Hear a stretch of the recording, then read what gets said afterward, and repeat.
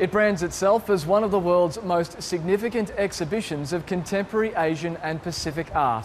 But the Asia-Pacific Triennial is more than a showcase for the region's leading artists. Since its inception in 1993, the event has helped develop strong cross-cultural relationships. Australia-wide's Kathy McLeish went along to see the final preparations and meet two key exhibitors.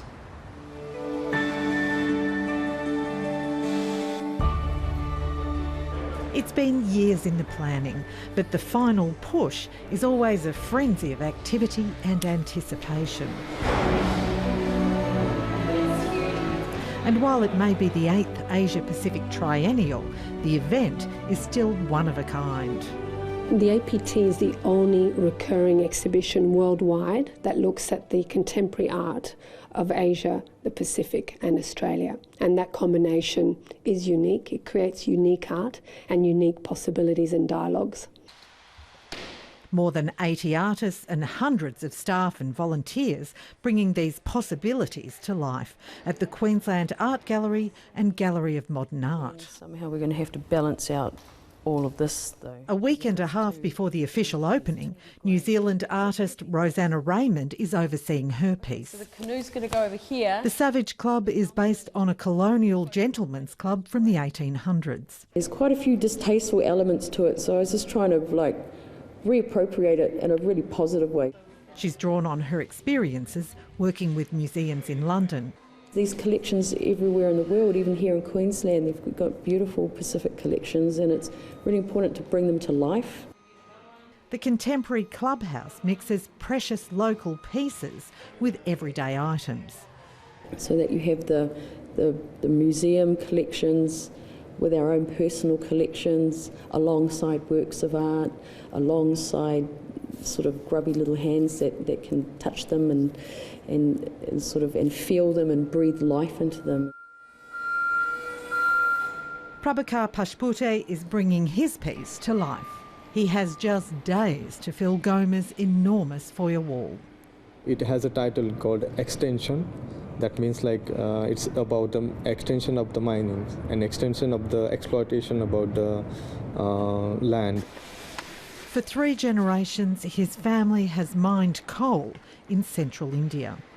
Now his hands are stained too, with the charcoal he uses to tell their stories, from a region where he says mining has run out of control. The displacement of the people and displacement of the earth, it's just like both. Since my childhood, I've been seeing there was one huge drag line. It is like a 300 hectares land which had been transformed, and the people moved from one place to another places. The search for artists is ongoing. Prabhakar's work was unearthed in his hometown. We were in Mumbai and we happened upon a gallery that was artist-run. We didn't know even if it was opened or not, and then arrived in this space, and he'd drawn one of his charcoal drawings directly onto the wall, and we were completely mesmerised. Maud Page travels the world to select the art. That's one of the exciting things of the APT, is that aspect of commissioning, so that you're seeing very new and fresh work every time. As we're finishing this one, or installing this one I should say, we're thinking about the next one.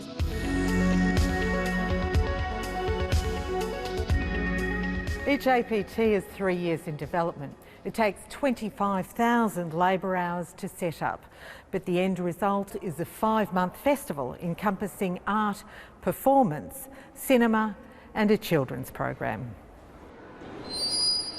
Just installing some of the key pieces is a work of art. These huge big logs that can be up to 1.3 tonnes and that have that long history, and to bring them into the gallery to then create something has been I've found quite revealing and spectacular for us. And we've got a Korean artist called Haegyu Young who has created a beautiful piece for us. It's like a chandelier. It's got 1,000 blinds, about so small. Last time, more than 500,000 people took part in the spectacle. So Maud, is this normal? It's 3 days before the APT is due to open and there's so much going on still. There is quite a bit of going on, but as you would have seen from looking at the two galleries, we're almost there. Even the cafeteria is transforming. Prabhakar Pashpute's mural already towers over proceedings. And despite appearances, Rosanna Raymond is almost ready to host guests. Sort of like your grandmother's space, where you've got all your best pieces in the cabinets and all your favourite pieces and all the things that have memories for you. Performers are taking their places, preparing to meld the past and the present. Looking forward to the opening? I am so looking forward to the opening. I will deserve a nice cold beverage by then. A chance for everyone to take a breath, step back and enjoy. It's finally great to be here and to actually make it happen.